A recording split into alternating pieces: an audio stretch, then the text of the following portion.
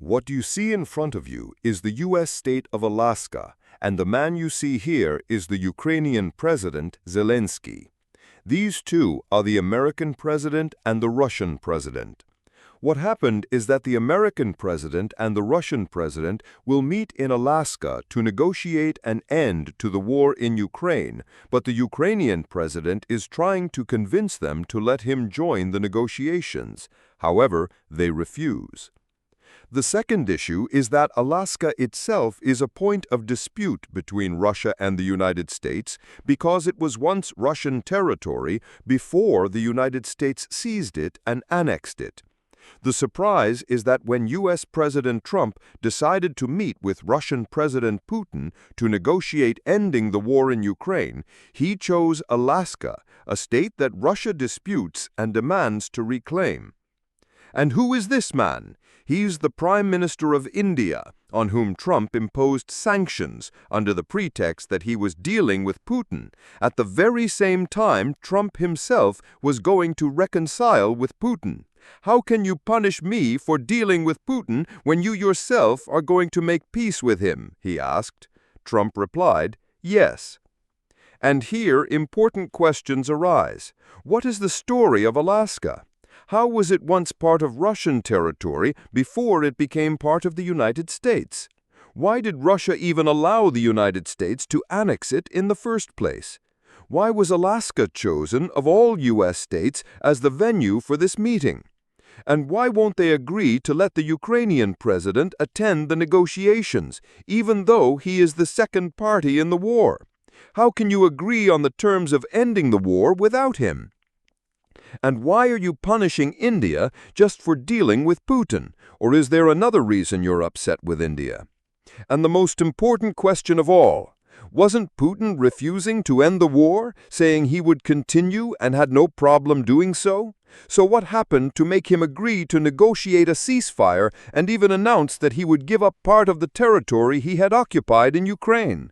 Then why were you fighting in the first place? Excellent question. These are indeed the important questions.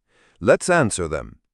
The state of Alaska you see now, which is today one of the most strategic states in the United States, forms a key part of America's deterrent strategy, especially since it lies directly on the front line with Russia, making it America's first line of defense where there's no room for risk-taking. Yet the surprise lies in the fact that Alaska was originally within Russian borders. It was Russian land. The story begins in the 18th century, when Britain was the world's great power, while America was still in its infancy. The rivalry back then was between whom? Between Britain and Tsarist Russia. Although the rulers of the two countries belonged to the same family and were relatives, hostility and rivalry dominated their relationship, as each side sought to outdo the other. For this reason, Britain was keen to keep Tsarist Russia away from its major and important colonies such as India, which at the time was the world's main source of spices. In the 18th century, spices were considered the oil of that era. Wars were fought over them, and nations competed fiercely to control them. It was a massive and highly profitable trade. Moreover, due to its occupation of India, the British Army included more than 250,000 Indian soldiers in its ranks. Therefore, Russia was not allowed to approach India, which was then known as the jewel of the British crown. Britain also did not want Russia to reach the Mediterranean Sea, which was then referred to as the warm waters. Britain wanted to keep Russia trapped in its icy northern regions so that the Russian fleet could not access the warm waters of the Mediterranean and move freely in ways that might harm British interests. This is where the alliance between Britain and the Ottoman Empire emerged, because it was the Ottoman Empire that would stand against Russia and prevent it from reaching the Mediterranean. Russia, in turn, shifted the war to Afghanistan, simply because controlling Afghanistan meant having the ability to control India, the jewel of the British crown. You might ask, doesn't Pakistan lie between India and Afghanistan? The answer is that Pakistan at the time was not an independent country. It was part of India until it separated in 1947. The conflict at that time was between Russia and Britain. As for the United States, no one had heard much from it yet, to the extent that the Russo-British rivalry even extended to the American border, where the two powers clashed over America's boundaries. The reason was simple. Both had begun expanding their spheres of influence around the world, each trying to reach further than the other. Thus, while they were competing in the Middle East, the Mediterranean, India, and Afghanistan, they were also simultaneously in conflict in the Pacific Ocean, Canada, and America, especially since this region represented Russia's back door, and Britain's presence there posed a direct threat to Tsarist Russia. And of course, once we say there is a war between two sides, that means both are spending enormous amounts of money. Wars devour any funds they encounter, and no matter how powerful a nation is, there comes a time when its financial resources are exhausted. Indeed, Britain exploited this point and began to play on it. Once the Ottoman Empire entered the war against Tsarist Russia, Britain, France, and Italy joined it, uniting against Russia. This reduced their expenses and increased their strength, while Russia's expenses grew and its power weakened until it suffered a severe financial deficit and ran out of money. At that point, the Russians wondered, what should we do? How should we act? The answer was, it's simple. Haven't we discovered a piece of land called Alaska on the border with Canada? And what should we do with this land? Russian traders used to hunt sea otters to sell their pelts, and at the time, these pelts were an important part of the Russian economy. But the problem was that due to the intensive hunting carried out by Russian hunters in Alaska, sea otters began to disappear from the waters after they had hunted them in massive quantities to the brink of extinction. So the Russian government said, we've taken everything we wanted from it, we don't need it anymore, and we can sell it to make up for our losses in the war. But the question was, to whom should we sell it? The first idea was to sell it to Canada, since it bordered Alaska, but the answer was a firm rejection because Canada at that time was under British control, and selling Alaska to it would practically mean handing it over to Britain. That would allow Britain to threaten the borders of Tsarist Russia from Alaska, something completely unacceptable. So, the solution was, we will sell it to the United States of America. But let me surprise you and tell you that at that time, the United States and Russia were cooperating extensively. America was very sympathetic to Russia, which was under attack from Britain, France, Italy, and the Ottoman Empire, to the extent that the American press defended Russia on one hand, and on the other the U.S. military was sending weapons to Russia to help it in the war. What's fascinating is that this happened despite the United States officially declaring neutrality. By day, they claimed they had nothing to do with the war, but by night, they smuggled weapons to the Russian army. But it's important to note that America wasn't helping Russia out of friendship or brotherhood. It was because they were at odds with Britain and wanted to compete with it and seize its global position. Over time, this goal was achieved. After Britain had dominated the world, America became the world's leading power. The important thing is that Tsarist Russia offered the U.S. the chance to buy Alaska. The surprise came when the U.S. refused the offer, even when Russia practically begged them, saying, please, take it. America replied, no thanks, we don't need it. The reason for the refusal was that America saw Alaska as just a piece of snow-covered land on the edge of the Pacific Ocean with no real value. Even the few furs and pelts that could be obtained from hunting sea otters had been nearly depleted by Russian hunters, who had already caught about 3/4 of them. And so the deal was on the verge of collapsing. But then U.S. Secretary of State William Seward was the only one looking ahead. He told them, Alaska is the gateway to the Pacific Ocean. Today we may have good relations with Russia, but no one knows what will happen tomorrow. At that point, Alaska would be our first line of defense. And why are you so concerned about sea otters? Maybe beneath this land there are treasures of oil or gold. No one knows. Either way, we lose nothing, since Russia is begging us to buy it. If we offer a low price, they won't refuse. Indeed, America agreed to buy Alaska for just $7.2 million. To clarify, Alaska's area exceeds 1.7 million square kilometers, roughly 3 times the size of Ukraine, making it the largest U.S. state by far. And all of this came at a bargain price, America handed over a few banknotes to Russia and in return obtained this vast land. Amusingly, the U.S. Secretary of State's prediction turned out to be correct. 50 years after the purchase of Alaska, gold worth $1 billion was discovered there, followed later by the discovery of oil fields, and then by massive catches of salmon. Shortly afterward, the region began selling its timber and profiting from the lumber trade.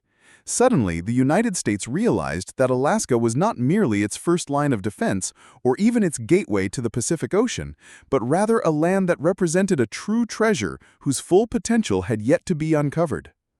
This raises an important question before discussing the conditions for ending the war in Ukraine and before delving into the details of the negotiations to be held in Alaska. Why was Alaska chosen specifically as the meeting place? The answer is that Russia itself responded to this question in two ways. The diplomatic way, as stated by Kremlin advisor Yuri Ushakov, Alaska was chosen due to its extreme proximity to Russia, separated only by the Bering Strait, and because it is almost the only region where the two countries share mutual economic interests. While the two nations compete in most parts of the world, here it is the only place where they do not clash.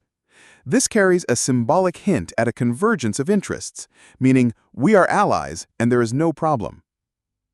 The threatening way, through posters distributed in Russia depicting a map of Alaska with the caption, "Alaska is ours." Unfortunately, it did not stop there. As soon as the United States froze Russian assets as part of the sanctions after the outbreak of the Ukraine war, the Speaker of the Russian State Duma declared, "By the way, the United States has forgotten that Alaska belongs to us and we can take it back at any time." Soon after, the Deputy Speaker of the State Duma called for holding a public referendum in Alaska to ask residents whether they wish to remain under U.S. administration or separate from the United States and return to Russia, leaving the decision to the people.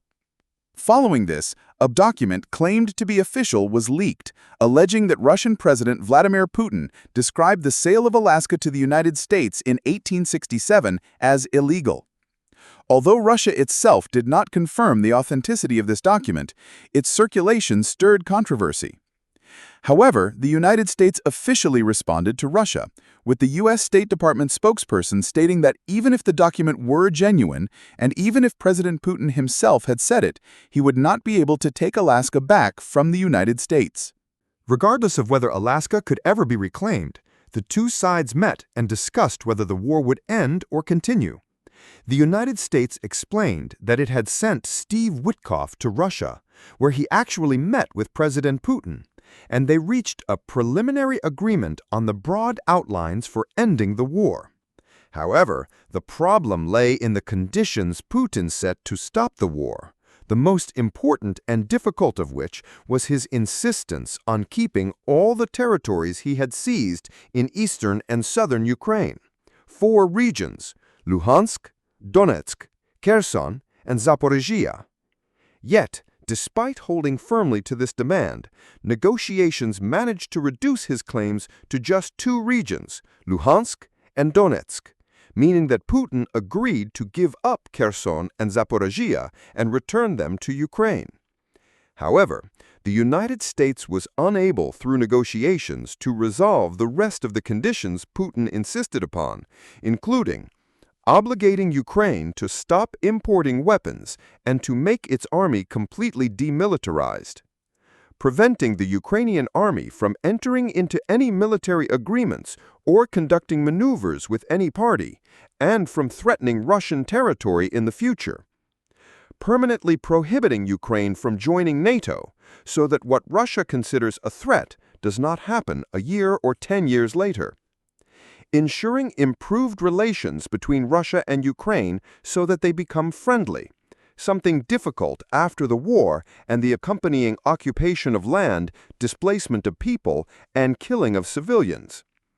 Putin even proposed that the United States choose a new Ukrainian government that would include people who are not hostile to Russia, stressing that he does not care about the people as much as he cares that the government be friendly to his country. Finally, preventing NATO from expanding into any country that has a direct border with Russia, so that the Ukraine scenario is not repeated in another neighboring country.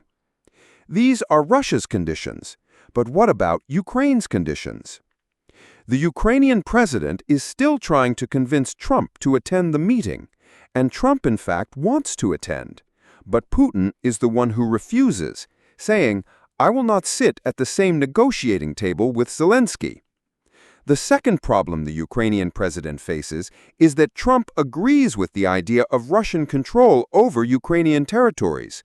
Worse still, Trump considers Putin's willingness to give up 2 of the 4 occupied regions in eastern Ukraine, Kherson and Zaporizhia, a major achievement in ending the war, while Ukraine sees the situation completely differently. The Ukrainian president stated, "First of all, we do not agree to give up any Ukrainian land. Even if I, as President of the Republic, agreed, I would still have to hold a public referendum so the Ukrainian people themselves can decide whether to accept or reject it, as the Ukrainian constitution forbids giving up state territory. Therefore, the decision is not mine alone, but belongs to the entire Ukrainian people."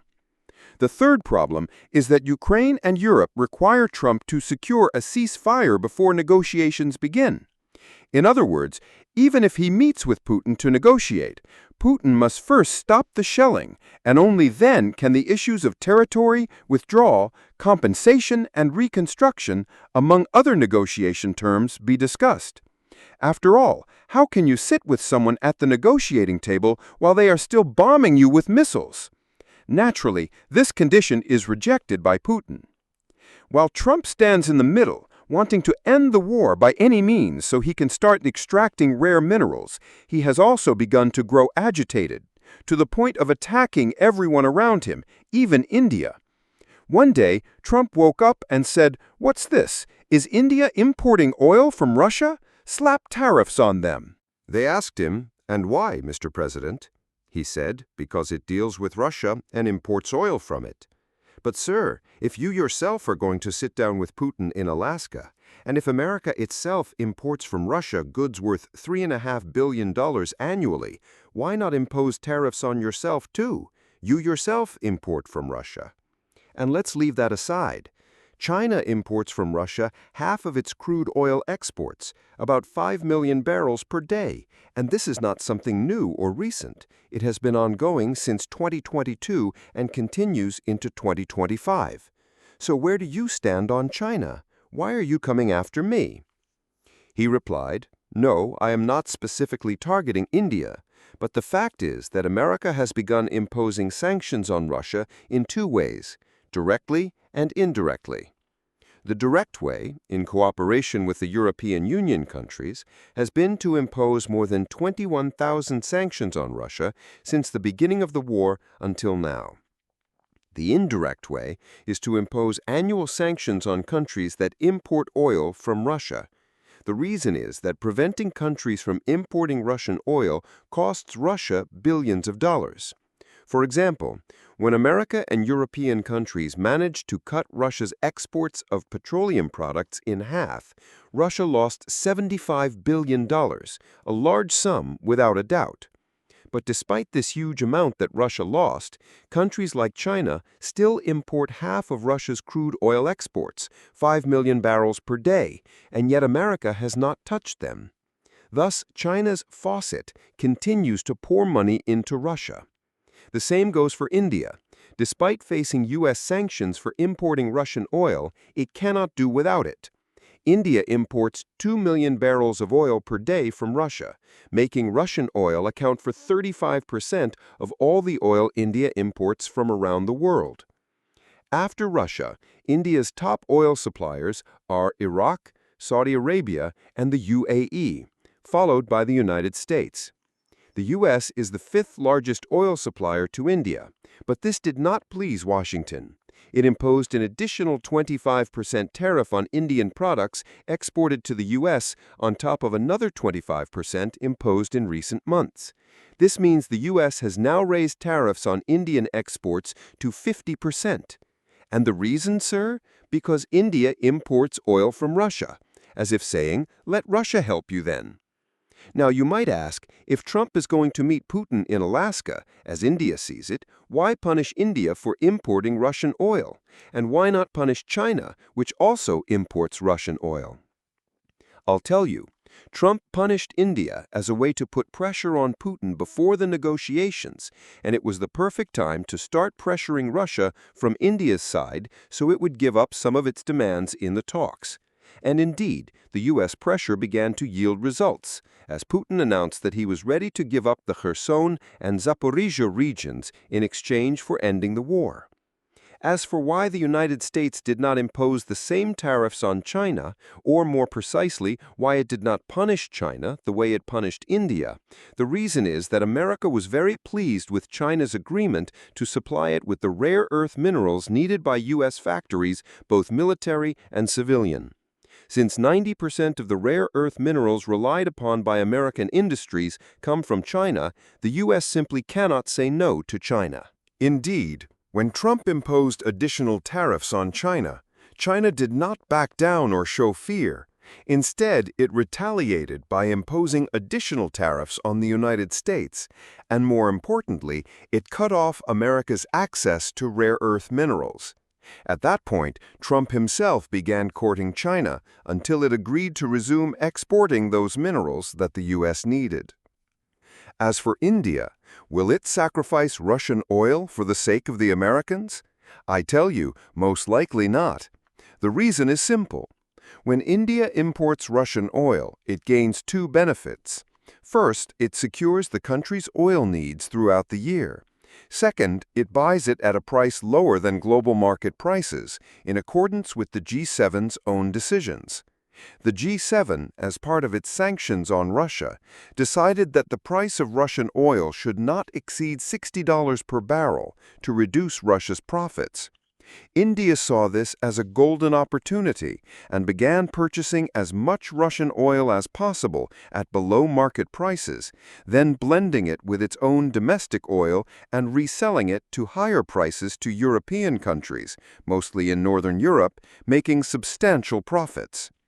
India takes cheap oil from Russia and resells it to Europe, often to Northern European nations, and this was done with the approval of U.S. President Joe Biden himself, who was content and happy with the arrangement and raised no objection. But former President Donald Trump said he didn't like it and that India should stop buying Russian oil. India tried to explain to Trump that if it did so, it would upset him before it upset Russian President Vladimir Putin. Simply put, if India stopped buying Russian oil, it would have to look for other countries to purchase oil from. The amount of oil available globally is limited and well known, and if Russian oil were removed from the market, the supply would shrink, global demand would increase, and the price per barrel would rise from the current $67 to $80 or even $100. This is exactly what Putin wants. He aims to create a global oil crisis so that European countries cannot afford to buy it, forcing them to rely on Russia and its oil. This is the same problem Biden faced when he asked Saudi Arabia to increase oil production, but they refused. Production fell, demand rose, and prices increased. This is why Biden agreed to let India buy Russian oil, simply so that the remaining global oil supply could be left for the other European countries at lower prices. In simple terms, instead of India taking part of Europe's oil share, Biden said, let all the available oil go to Europe, while India meets its needs from Russia without issue. But now you want to bring us back to the same problem, except that Trump, with his hardline approach, insisted that India must stop buying Russian oil. As we mentioned earlier, this was merely a temporary measure to pressure Putin into softening his terms in the negotiations. So is Putin naive or unaware of what Trump is doing? Absolutely not. Putin is not naive. In either case, he wins. If people are prevented from buying from him, oil prices will rise and he will profit, because European countries will still need him as one of the world's major oil producers. And if people are allowed to buy from him, prices will fall, but he will still profit, as his oil will be sold and billions of dollars will flow into his country annually. You ask me why did Putin agree to give up the Kherson and Zaporizhia regions? I tell you, even in that, Putin was a winner. Simply put, he entered Ukraine with nothing to gain, but he leaves it with two new regions, Donetsk and Luhansk, as well as official recognition of his ownership of Crimea if the negotiations succeed. Most importantly, he will leave Ukraine in control of 70% of the country's rare earth minerals, which are currently valued at $15 trillion. Therefore, when you say that Putin gave up 2 regions, you were mistaken, because the reality is that he occupied 4 regions in order to negotiate over 2 and keep the other 2. Logically speaking, if he had occupied only 2 regions, he would have negotiated over 1 and kept the other. But by occupying 4, he bargains away half and keeps the other half. In addition to the $15 trillion worth of rare earth minerals, 70% of which he will gain. On top of that, he succeeded in preventing NATO from reaching Russia's borders, and he remains the only president to have fought a direct war against NATO and come out victorious. The Ukraine war will go down in history as the war in which NATO was defeated by the Russian army, just as history recorded Napoleon Bonaparte's defeat at the hands of Russia and Hitler's defeat at the hands of Russia. This war will be told in history books for years to come. Imagine that the Ukrainian president himself is begging them to seat him at the negotiating table with Putin, and that the European Union has even begun urging Trump to bring Zelensky to the table. Trump, for his part, says, "I have no problem, but it is Putin who refuses." All of this means that the meeting expected to be held in Alaska next Friday may not simply end the war, because Putin will enter the negotiations with nothing forcing him to stop fighting. He will tell them, "These are my terms. Agree and welcome, we will end the war. Don't agree, then the war continues, and Russian missiles will keep striking the Ukrainian capital, Kiev, until they accept." Putin's terms may change, they may decrease or increase, but they will never reach the point where he leaves the war as a loser. The reason is that the only president who could have told him no, the one in Ukraine itself, actually wants to share the rare earth minerals with Putin. And Trump, like Putin, wants Ukraine to lose so that it will give up its rare earth minerals in exchange for a hollow ceasefire agreement. For Ukraine, whether it emerges victorious or defeated, what matters to Trump is securing its rare earth minerals so that he can reduce his dependence on those imported from China, and thus be able to impose his terms on Beijing in other matters, such as the Taiwan issue and the trade war. In simple terms, Ukraine must die for America to live. The question remains, will Putin agree to sit at the negotiating table? Or will they meet, negotiate, and agree on terms to end the war without Ukraine having any say in what happens?